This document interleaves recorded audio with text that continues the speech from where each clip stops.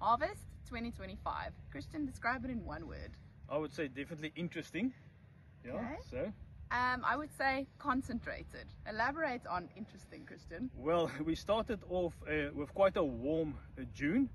So we held on with the pre-pruning practices till we got some nice cold weather in July.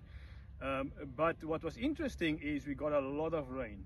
So we had over 400 millimeters of rain from June, then another 100 and something in July, and so it kept on going.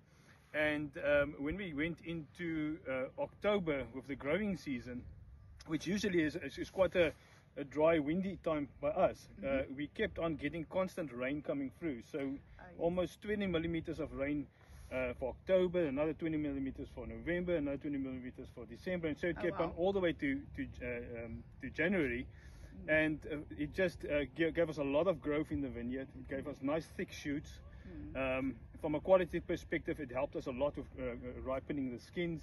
So no, I think it was in the end a fantastic season, and it gives us a good entry into the new year with the thicker shoots, which will obviously help build up the reserves in the vines and so on for the next harvest.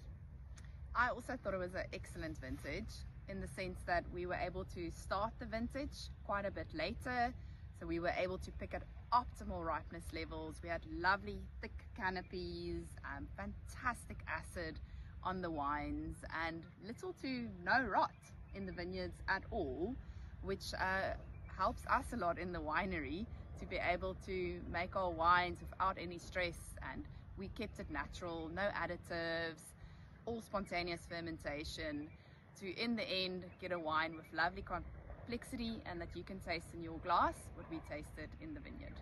So a one word for what you would describe the season? I said it, concentrated. Concentrated. There we go.